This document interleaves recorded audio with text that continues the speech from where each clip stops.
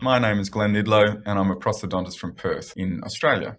So the aim of this lecture is to discuss implant therapy in the context of what types of treatment can be accelerated with little risk or what should be left to the experts. The implant company marketing would suggest these days that implants can be placed and restored within a matter of hours with fantastic success. What's the real story? What is relevant to general practice? And what amount of risk are you willing to take? So a little bit of background with me. I'm a clinical associate professor at the dental school at the University of Western Australia. I'm a consultant prosthodontist in the craniofacial unit for the Perth Children's Hospital, and I'm the director of the Bronnemark Centre in Perth.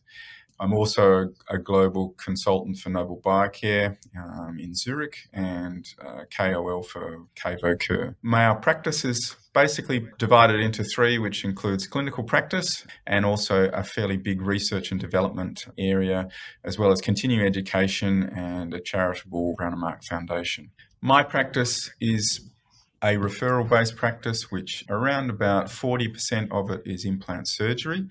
Implant prosthodontics makes up another 40%. But I'd like to point out that most of the implants that I place, probably maybe 60% or so, aren't restored by me. They're restored by a referring dentist. And conventional prosthodontics makes up the other 20%. Increasingly, my practice is involved with things that don't go necessarily according to plan. And I want to say at the outset that there's an equal spread of cases where iatrogenic problems, which are the majority of the issues that I see, are from specialists rather than from general practitioners. I think general practitioners have got a pretty good handle on what they pick and what they don't pick to do. Certainly, every clinician is capable of making mistakes and having a bad day, and my job today is to try and reduce the risks of those happening and trying to wade through some of the marketing versus some of the research in order to give you some guidelines about what is a good thing to do and what maybe is not such a good thing to do at this point in time.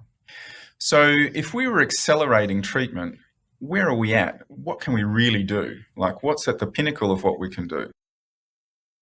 So where are we at with accelerating treatment? At the moment, we can do immediate removal of a tooth. We do that fairly carefully.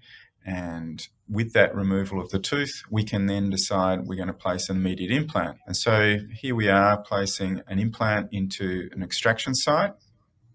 We're doing this in a fully guided way because what we're actually going to do here is place the final crown. So the implant is placed very precisely into that socket and into the palatal wall of that socket, and we get high insert torque, so we know that we're going to get enough to be able to immediately load that implant, and I'll talk about that a little bit further. So we've got 45 Newton insert torque. The implant has been placed in a very strategic position so that we can make sure that we've got good primary stability, but more importantly, we are restoratively driven as far as that implant placement goes.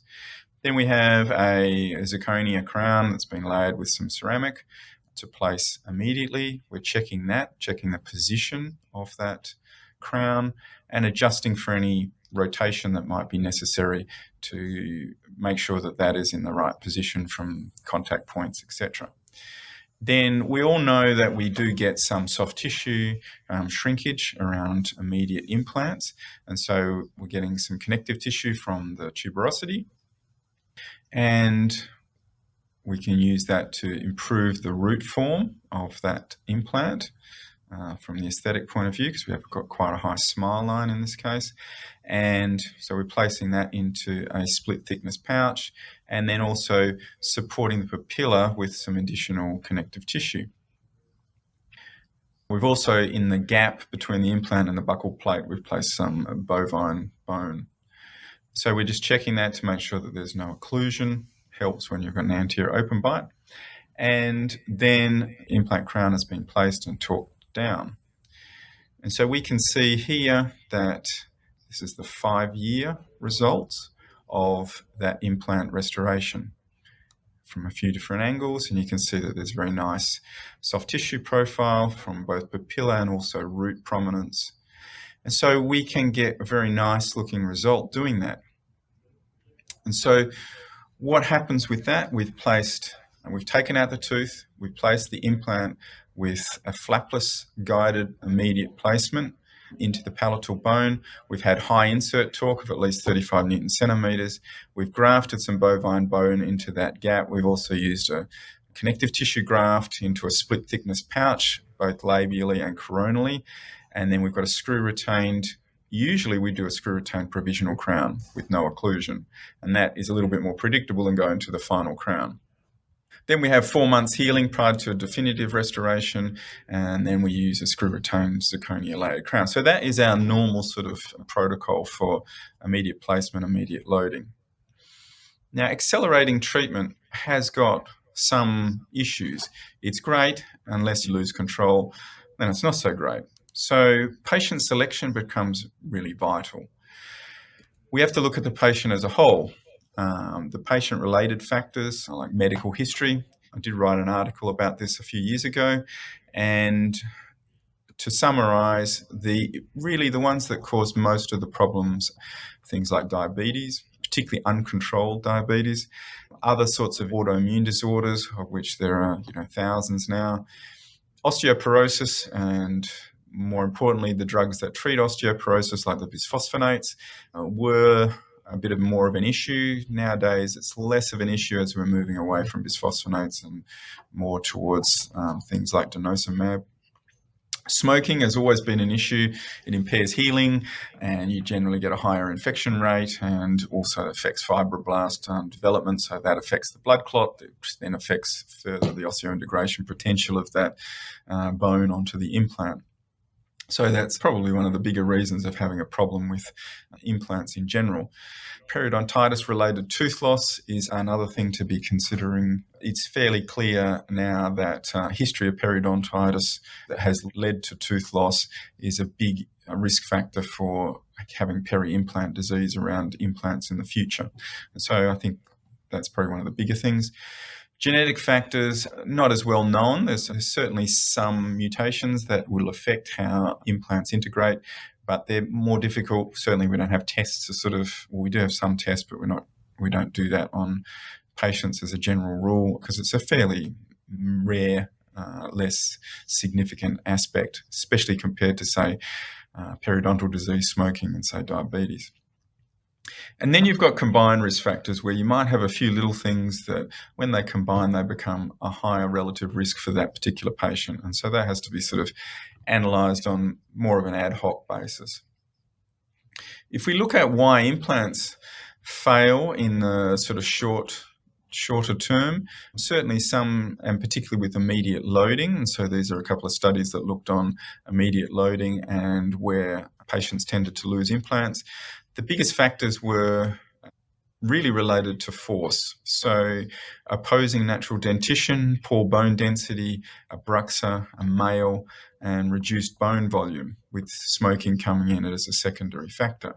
So this relates particularly to implant stability. So if we have something that will affect the implant stability, we all know that when we put in an implant, we follow the green line there, and so we've got, say, a high implant stability, and that relates to the implant torque at insertion. So with immediate loading, it's generally considered that 35 Newton centimeters of insert torque is important for immediate loading, but that immediate loading is at the very point of putting the implant in. So you're putting a screw into a piece of wood, for instance.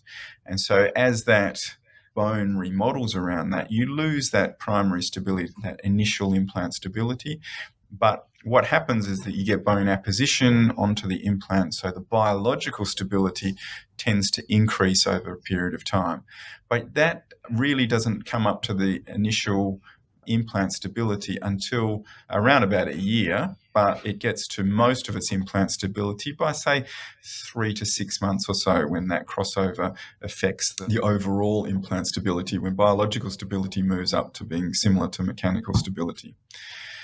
And so traditionally what happens is that most of the failures that occur with implants happen in the first year of placement. And that makes sense from a force onto lack of biological stability that's happening for that implant.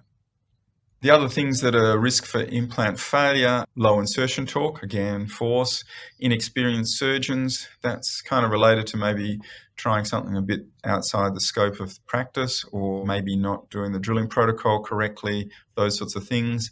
The maxilla, again, lower quality bone. Posterior, same thing. Heavy smokers, talked about that. Small bone volume, again, it's a force-related thing, as with short implants and non-threaded implants, and then overdentures, because particularly in the maxilla, because you're getting a lot of lateral forces on implants that are in poorer quality bone. So again, that's sort of more to do with failure of implants. If we're looking at, say, risk factors for peri-implantitis or peri-implant disease, again, surgical technique is another one that comes up. Impaired healing. So that gets back to our medical history as to what will possibly impact on that person's ability for bone to heal onto that implant correctly. Implant overload, again, force, smoking, the medical history is the history of periodontitis. Then finally, we get to things like iatrogenic plaque control and a lack of maintenance, and the other iatrogenic issues like fit or excess cement prosthetics. So immediate implants. If we look at some of the literature, for instance, here's some studies here which looked at quite a number of implants, and they found around about a 3 to 4% failure rate with implants. And generally, the failure rates were related to poor bone quantity, smoking, and antidepressants in this particular study. But there was no apparent significant effect on the occurrence of postoperative infection or on the magnitude of marginal bone loss with immediate implants. So immediate implants can get a very good success rate. Another set of studies looked at no significant difference between marginal bone loss, pink aesthetic score, or midfacial mucosal score. There was a slightly lower survival rate with immediate implants. And it's important to realize also that while you might get very good success rates with that, most people that are doing these studies are well trained and have a good level of experience. So it is a more difficult procedure to perform. It's easier to sort of slide out a little bit and get the implant a little bit more buccal than what you would want it to be. And you've got less bone in which to engage to get that implant stability. So you do need definitely a high level of experience. I certainly wouldn't be starting my implant journey by trying an immediate implant as the first implant. So it's certainly something that has got good research for it. It's got high levels of success, but in the right hands. So you want to make sure that you have a certain amount of experience and training to do that. So if we look at some other issues with failure, if we look at failure of implants, we're really looking at things like aesthetics, whether that looks good, doesn't look good, the biological failure, the failure of the componentries, which relates to like the implant company, and then the prosthetic superstructure. So if we look at aesthetic success, what is the most important aspect that is going to guarantee you a good aesthetic success? Is it the implant? The type of implant that happens to be, maybe the type of abutment, the system. Always use a system of implant. I'll get to that a bit later. The soft tissue thickness. Everyone's talking about soft tissue thickness these days and platform shifting and all that sort of stuff. Or is it the surface that's going to give us the aesthetic success? It's actually a lot simpler than that. Really, aesthetic success is entirely driven by the position. All these other things have a part to play, but the most important one is where is that implant? And it's nothing new. It's been around for many decades now. It's really the ideal prosthetic position. So the ideal position in a 3D sort of viewpoint, that is the single most important driver of whether that implant is going to look any good and also whether it's going to function well. So realistically these days, we should have that implant around about 3 millimeters apical to the free gingival margin. So that means the free gingival margin that you want, not the free gingival margin that happens to be there at the moment. It's the free gingival margin that is desired as the ideal prosthetic outcome for that patient. We want it slightly palatal. If you were thinking that you're placing the implant for screw to allow screw access, then through the cingulum, then that would be the right spot for the position of the implant. I know that we have angulated screw channels and all these sorts of great things these days, and you can cement them, and depending on what part of the world you are, People have different ideas on all of this sort of thing, but the implant position still maintains the same position. So it should be angled more towards the palatal than to the labial. So there was a good study done.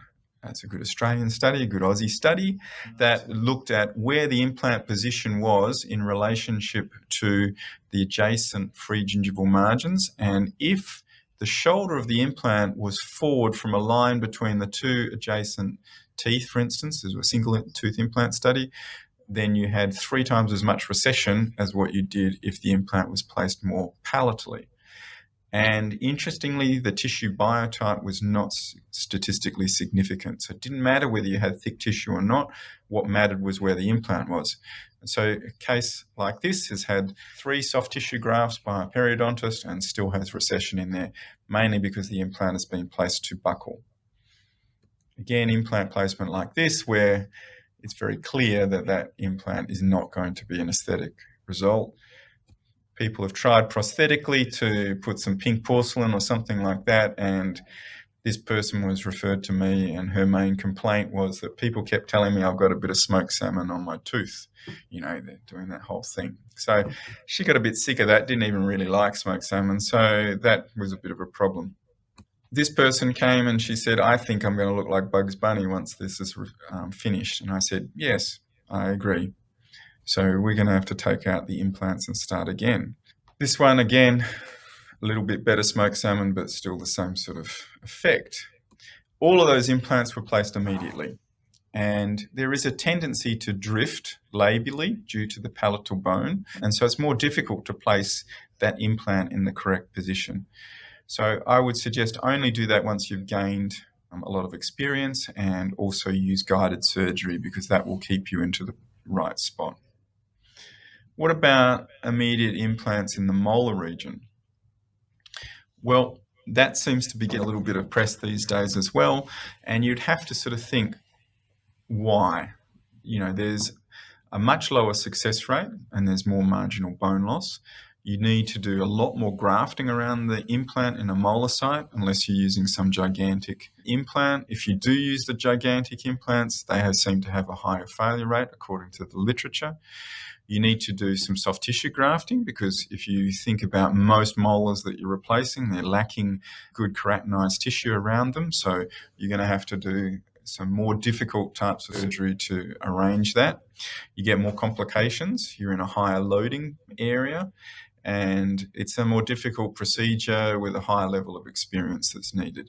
So if you do it in a delayed protocol, which is you take the molar out, you let it granulate over, which creates its own soft tissue there, usually at least 3 millimeters or so thick, nice and keratinized, so that then when you go to place that implant, you can place it into some nice healed bone. I usually wait around about 3 months, and you don't need to have any grafting because the body has usually filled that in pretty well, and you don't need to do any soft tissue grafting either, because usually you've got relatively thick soft tissue around that implant. So you make yourself a much easier situation by doing it as a delayed arrangement. If you were to sort of go through the whole sort of grafting and bovine bone and then soft tissue and all that sort of stuff, you generally have to wait around about 6 to 9 months for all of that to heal up anyway. So if you waited 3 months, then placed an implant, you might be roughly at the same time frame or even less by the time you're loading that implant, if you just let Mother Nature run its course. What about guided surgery? Guided surgery has been around now for quite a long time. I was involved with some of the original research around about 20 years ago, and that's terrific. We can place implants very, very precisely, and maybe a flapless approach if necessary, or at least having the implant, even with a flap, placed in a much better position. So guided surgery is fantastic for a lot of things. Probably the best aspect of it is really that you can plan the surgery beforehand. You can do your virtual surgery before you do your actual surgery, and you can get a much better idea about what you're going to encounter and what problems that you might have. So I would highly recommend that all surgeries get planned, at least in a software type of environment. Whether you actually go to guided surgery or not is up to you and your experience level. but certainly you get better placement, and that's been well proven in many studies. What about navigated surgery? Navigated surgery allows you to sort of maybe scan the patient, plan it, and do the surgery in the same day without waiting for any sort of surgical guides to be created by either your lab or a third-party type of arrangement. So that's certainly got a lot of use, and I think we're sort of getting pretty close to having something that works well. If we look at the literature, guided or navigated surgery is much more accurate than traditional freeform guides. We know that, and that sort of stands to reason. You can place an implant very accurately within a few degrees and within fractions of millimeters of where you plan that. Navigated surgery is possibly slightly better from an angle correction point of view, and static is better from a horizontal point of view. So I think they've both got a lot of pluses.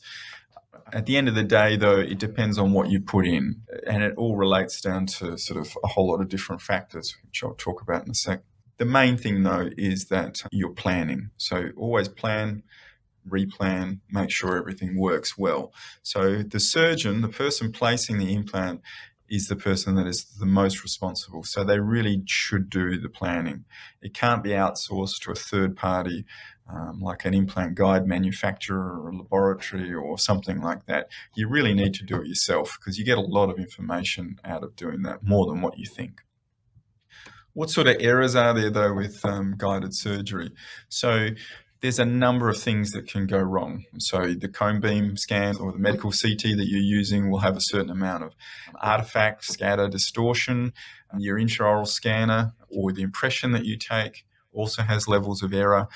Just say you take an alginate or something of someone's arch, and then you hand it to your assistant, and then they put it in the fridge, and then it gets delivered to the technician a couple of days later, and then they don't do anything with it, or the apprentice pours it up and then it gets a bit broken and then they put it back together. You can see that there can be a lot of errors involved there that have happened and you don't know about any of it. And so that'll affect the seating, radiographic guide if you needed one, or the surgical guide seating. Software is pretty good, but there's always a little error rate in all of that, particularly when you're merging data sets together. If you print it or you scan it, then you can get some problems there, particularly with drill guides seating into printed surgical guides. And you got to see that it fits well in the patient, and then the operator skill. So just because it's guided, it might be fully guided, it still doesn't mean that you don't need to be able to see where you're going and be able to correct that if, say, the guide is not accurate. So if the guide doesn't fit, for instance, what are you going to do? You're just going to abandon it, or you're going to go down to a sort of a more free-form type of thing. The other thing I would really advise against is doing a punch technique. In other words, a non-flap technique for placing implants. And the main reason with that is that, yeah, you might get the implant into the bone, but the tissue tends to be destroyed, particularly in areas like, say, this mandible, where you didn't have much keratinized tissue to start off with. And so in this case, you should always raise a flap and then do it in a guided manner. So what about accelerating treatment as in regards to insertion torque? So I've mentioned before, it's important to reach at least 35 Newton centimeters for immediate loading. If you don't reach that and you're delayed loading, there's not really a big problem with that. So there's a lot of implant systems that don't get high insertion torques and they still work quite well. And if you're delaying the loading for that implant, or you may be covering it with mucosa for a two-stage protocol, insertion torque's not that important. So, but if you're doing immediate loading, then you need to get at least 35 Newton centimeters. And so that can affect which implant system that you actually pick. And so Joseph Kahn did a study on a number of different implants and looked at the percentage of implants that had insufficient stability to load immediately. And certainly there's a difference there between, say, tapered implants and straight implants. So tapered implants get, as a general rule, a higher degree of implant stability than what straight implants do, and also the thread design and all that type of thing as well. So there are certain implants that it's much more difficult to get this 35 Newton centimeters that you require. What about bone grafting? We know that bone grafting and CT grafting positively influence immediate implants. And what I mean by that is that if you're placing an implant into a socket, you will have a gap. Ideally, you will always have a gap between the labial bone and the palatal bone. If you have no gap, then you place the implant too labially. So within that gap, you know that that is going to be bundle bone. And we know from the studies from Arujo and other co-workers that that bundle bone will tend to resorb. So if you graft that gap with some sort of bone, whether that's autogenous or whether that is bovine bone or some other bone, then you will sort of reduce the amount of alveolar ridge resorption that you get in that particular case. So that bone grafting can compensate a certain amount for that resorption. What about soft tissue grafting? We also know that soft tissue grafting positively influences immediate implants, and a connective tissue graft reduces the chance of mid-facial recession quite significantly, with a relative risk of around 12, which is pretty high. So we also know from a lot of the studies is that thick tissue equals less marginal bone loss. And to summarise the soft tissue, which a lot of the studies have done by Linkevicius's group, if you have greater than 2 millimeters of attached keratinized tissue around your implants, that reduces brushing discomfort, reduces the plaque and the chance of mucositis, reduces the risk of recession and attachment loss, also early implant failure, and it reduces the peri-implantitis around our implants. If you have more soft tissue thickness, then you get less mucosal recession and you get 5 times less crestal bone loss. So the first thing I look at before I'm even going to place an implant is what is the tissue and how thick is it, and do I need to do a connective tissue graft? And I would say that we're doing a lot more connective tissue grafts than we ever have. It's certainly a large proportion of the implant surgery that I do, with most of that coming from the palate or the tuberosity. And to thicken up that tissue is actually very important. From a point of view of the bone grafting that we do, we actually do a lot less bone grafting. I feel that I do bone grafting really to house the implant, not for aesthetic reasons. So I've got enough bone to house the implant, and then I'll bulk up the soft tissue with soft tissue grafts because that's more stable than bone grafts over a long period of time. So I'm talking the 10-year plus type of arrangement. So what about accelerating all of that? Let's do bone and soft tissue grafting, and we'll put in some implants and we'll load them and do all of that sort of thing. What's really the best thing to do? And so you'll see on the lecture circuit, you'll see sort of, vertical ridge augmentation and, soft tissue grafting all done at once. And you've got like these great big sausages and sandwiches and all that sort of stuff going on. And this is before you get to the lunch break. And you see all of that and you're just going, wow, that's impressive. And yeah, it is very impressive, but is it realistic on a day-to-day basis, and is it realistic from a general practitioner point of view? And I would say no. What I would be suggesting is if you've got minor bone grafting, then sure, do some minor bone grafting and maybe put a soft tissue graft in there as well. If you need more bone volume, so you need to have a larger bone graft around that, there's sort of quite a bit of space there, then it's best to do the bone grafting and house the implant first and then do a soft tissue graft at a later date.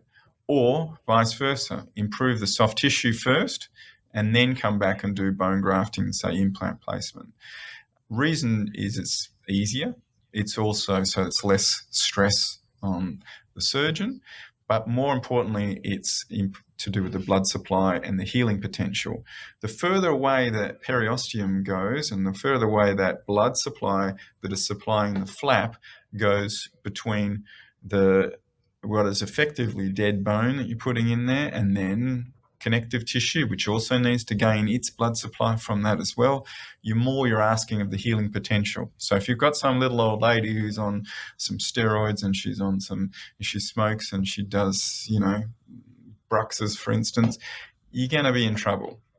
So it's better to sort of look at the blood supply first and then work out which way you're going to go from there.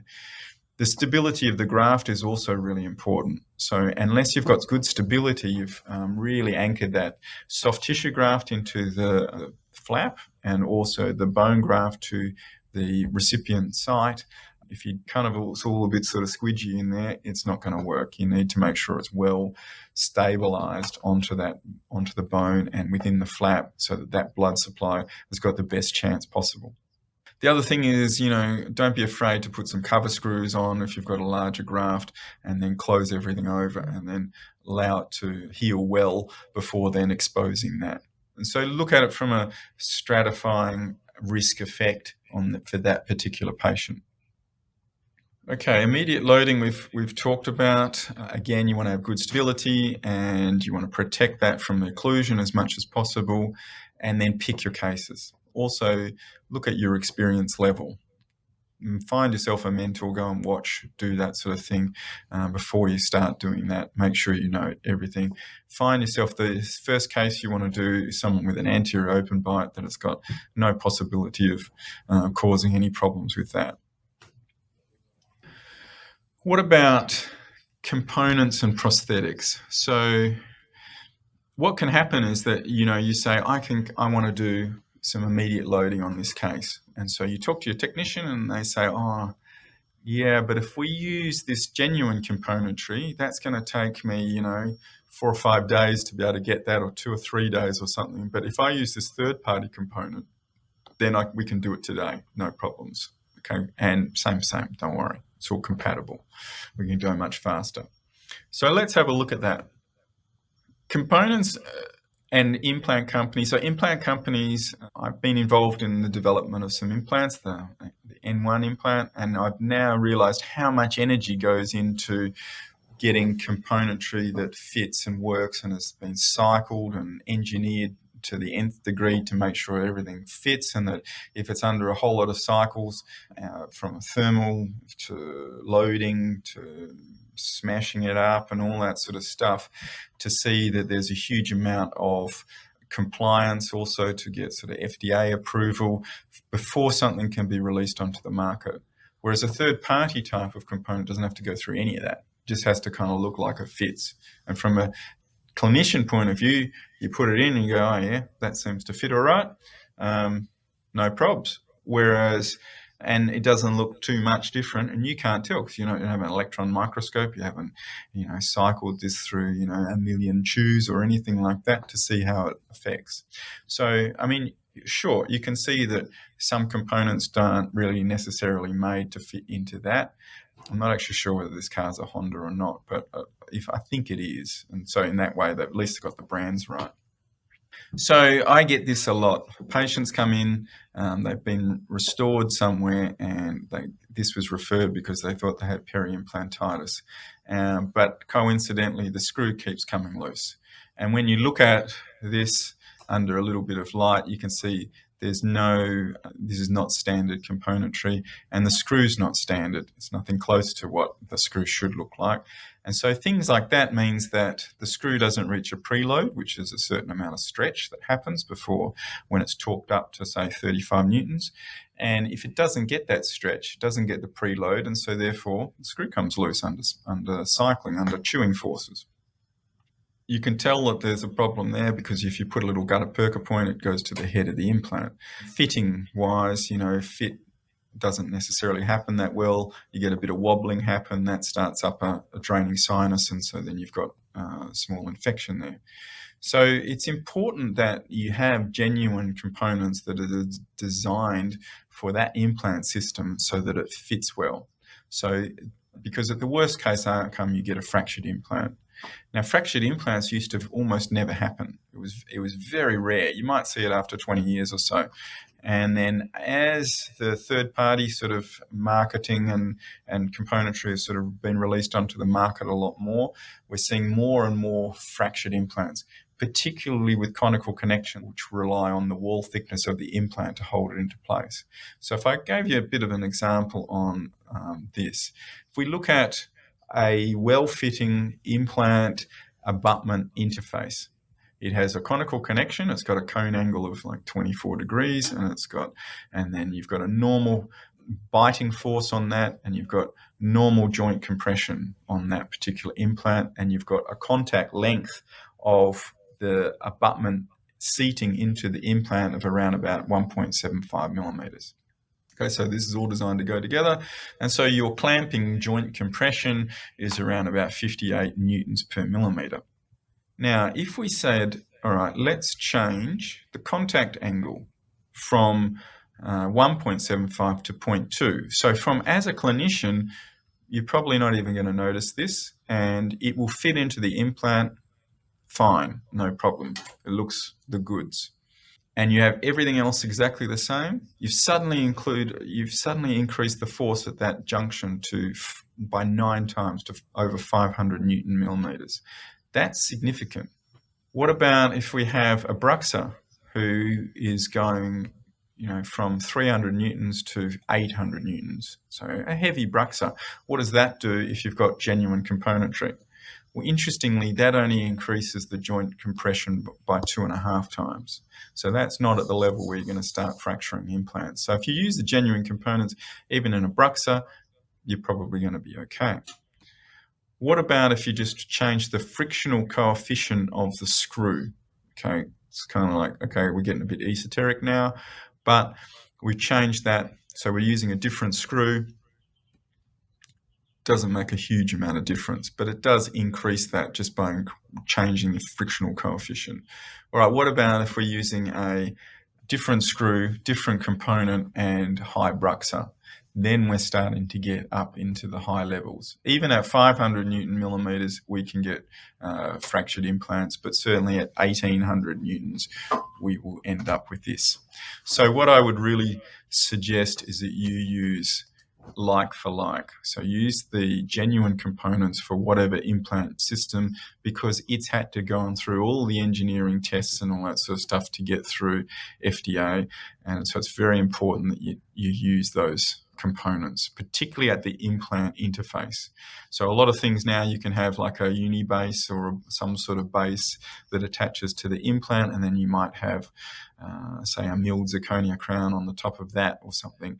That's fine. As long as that implant interface is good, you're using a genuine abutment that goes into the implant or a genuine base that goes into the implant, that's fine. But don't mix and match screws and abutments.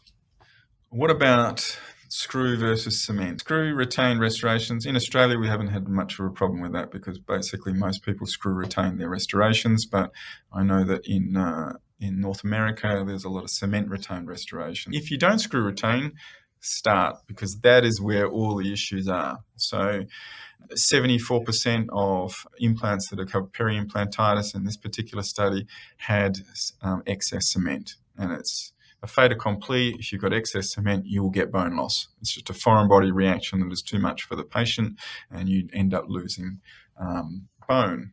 This is an interesting case in that you certainly couldn't have put much more excess cement around that implant unless you tried. And you remove the implant, and even though the abutment and crown wasn't fitting that well, you can see that you get bone regeneration around that implant.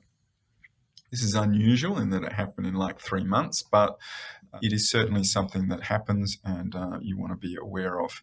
So just about all cemented crowns on flat abutments like this have some residual excess cement around them, unless they're done in the laboratory and a screw retain.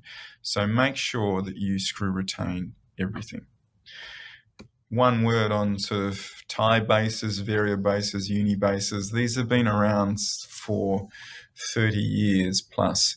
If you look at the geometry of that and where the abutment cement interface is, you'll see that it can be sort of 6-7 millimeters subgingival. There's no possible way that you can clean that without raising a large flap and cleaning it that way, which you don't really want to do. So try not to use tie bases and wherever possible. The other thing is that you have a crown to abutment ratio in a lot of these cases that is just too large. And so you're putting too much stress on the cement that's holding that crown onto that uni base. And so if you have that, then particularly with an incisor where you might be looking at, say, a 10 millimeter long incisor, and then it's 4 or 5 millimeters long, to the cement line and the actual unibase itself is only 3 or 4 millimeters high, you're talking about a big leverage there. So it's more applicable in the premolar region, less applicable anteriorly. What about what we make it with?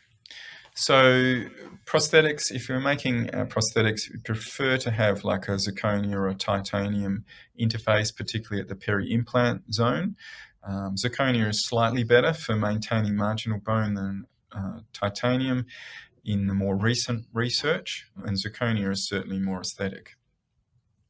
So we're using zirconia for everything now, full arch bridges to singles, to cemented this and cemented that. So on teeth, on implants, on whatever. So yeah, zirconia, fantastic. But where are we at with that? So zirconia, a lot of the researchers sort of hasn't quite kept up with what manufacturing is happening. So if we look at the original zirconias around, and we all knew, okay, it's 1200 megapascals, that's fantastic. And then translucent zirconias came around, and a lot of people were sort of going, oh, yeah, great, that's going to be 1200 megapascals. It's actually not. So it depends on your zirconia that you're using. So there are big ranges. Some of the zirconias are only around about 350, and some of them are sort of 900.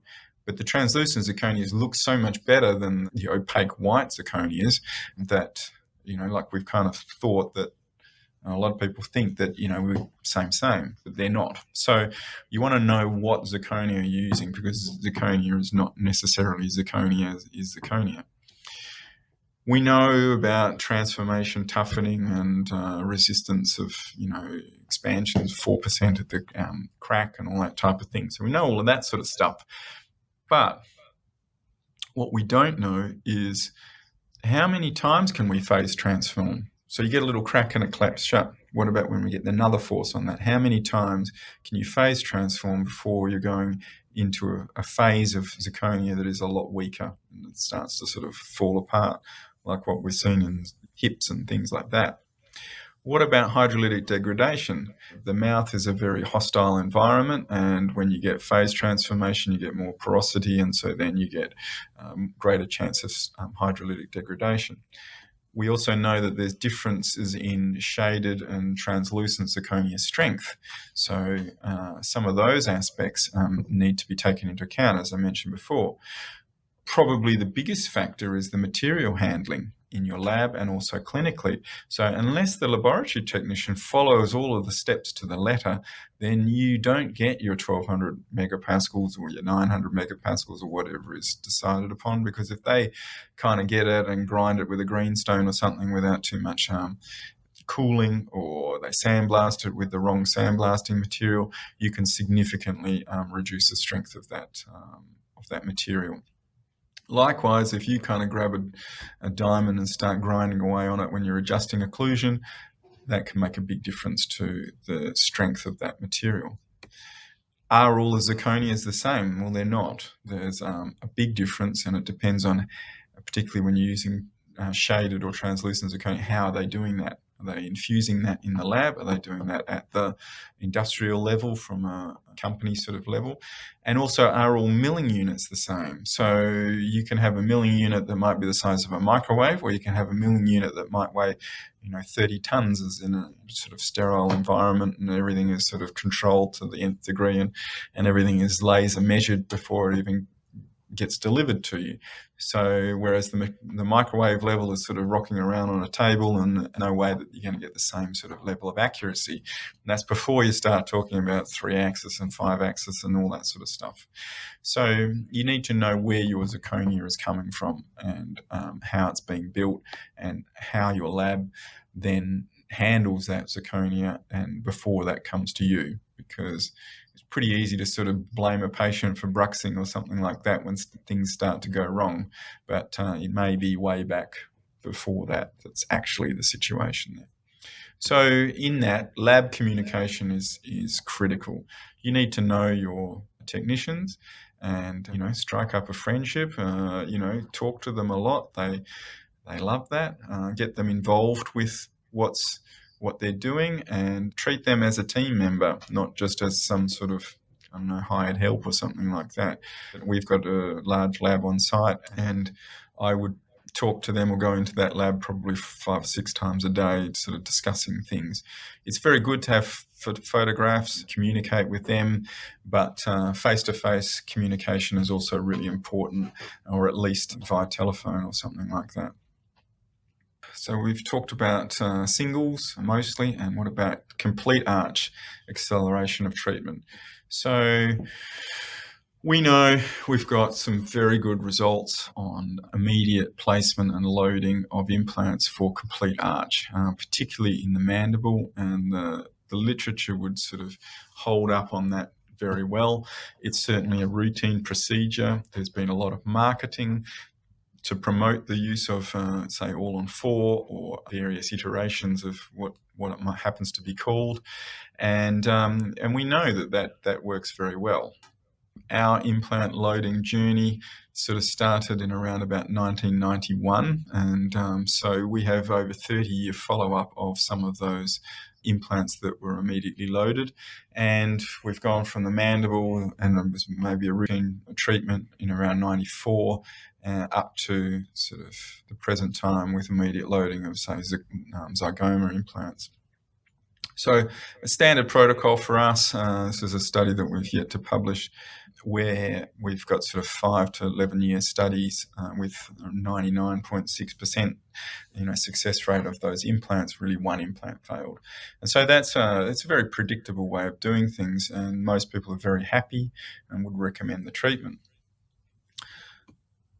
So, but where do the problems go? So there's a lot of problems, and it's probably the most common failure case that I see.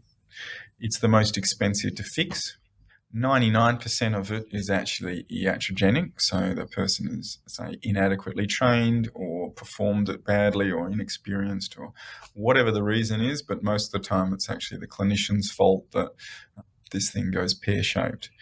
It certainly looks easy when you look at it in brochures and on YouTube, but you do need a high level of surgical competence first. You've got to raise a big flap, remove a lot of bone, take out teeth. I don't think the training on taking out teeth at dental school is that great these days.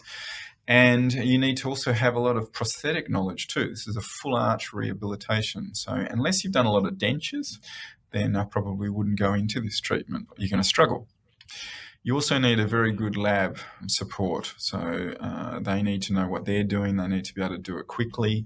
You can't sort of have people waiting around without any teeth for weeks. So our patients have a bar reinforced acrylic bridge, the following day.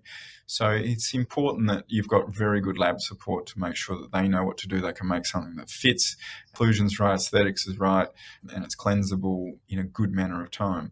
You also have to have access to, say, general anaesthetic or IB sedation. There'll be very few patients that I've treated under local anaesthetic. So you need to be able to do that in most cases, unless you've got a whole lot of stoic patients, but most of the time they want to have some sort of sedation. The next thing I would probably say is accelerating treatment and then looking at the clinician. So the clinician aspects, a lot of the things I've talked about where things go maybe a bit sideways is iatrogenic. It's due to sort of errors made by the clinician, either trying to do things too quickly or trying to do things outside their experience or training. And training would be probably the most important thing. And social media, your Instagram feed is not adequate training, unfortunately. It would be good because you could get it done very easily in the morning, but unfortunately not. So I would say, like many clinicians, they want to learn how to do, say, a sinus lift, for instance. But if they only have the patience to do, say, one every couple of months, then you're never going to get good at it. That whole 10,000 hours thing is important. So if you're not going to do enough of this type of thing, then don't even bother trying to learn that, because certainly in my part of the world, say doing a sinus lift puts you into a different insurance category. And so you may not want to do that because that's going to increase your insurance costs and all that type of thing. It's also probably better and more financially viable with less risk to look at the patients that you have at the moment and what they need and what they're likely to need, unless you're going to move practice or do something like that. However, if you want to build and you've got a real desire to follow a certain path, that's what you want to do, which is certainly what I did, then make it a passion.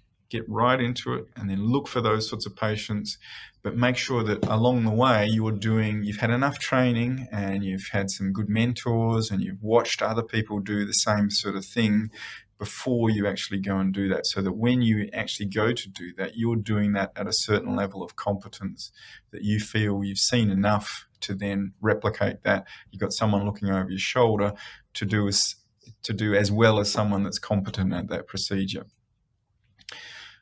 Sort of experimenting or just having a go these days is just not appropriate, and you'll tend to have a lot more complications and also the legal ramifications of that as well. So to put that into perspective, from my history, I probably would have seen around about 100 implant surgeries, and I would have restored around about 200 implants prior to placing my first implant. Now, I'm a bit of a slow learner, but it's important that you've seen a lot of stuff so that then you're building some experience through somebody else. So learn from the mistakes of others before you start doing that yourself. You want to go have a deep dive into the procedure that you're thinking about first before you actually do that. So learn about it in as much ways as you possibly can. Look at the literature, look at the textbooks, then go to YouTube, all that sort of stuff, so that you've seen it a bit more often. Then assist with some of those procedures. So if what you want to learn to do is to do an immediate implant with loading or something, go and assist someone doing that. If you can, get supervised by someone who's experienced. And, most specialists will be quite happy to do that, particularly if you refer them the more difficult cases. Have enough cases to build competence. So as I was saying before, if you really only see that sort of patient once a year, don't bother. It's not worth your time, aggravation, like stress, all that sort of stuff. And the other thing is, don't get pushed into treatment that you're not comfortable doing. So a lot of the common issues when I talk to dentists that have had some problems is that the patient really wanted me to do that. They really wanted me to do it. They trusted me and all that sort of stuff. And I said, well, you're doing something that's way outside your comfort zone and you're kind of just having a go. If they ask you to do a heart transplant, would you do that? So it's not a bad thing to refer someone off to a specialist or someone who's more experienced to do that for you. And patients do appreciate that. And you have a much easier time and a less stressed existence. So definitely go slowly.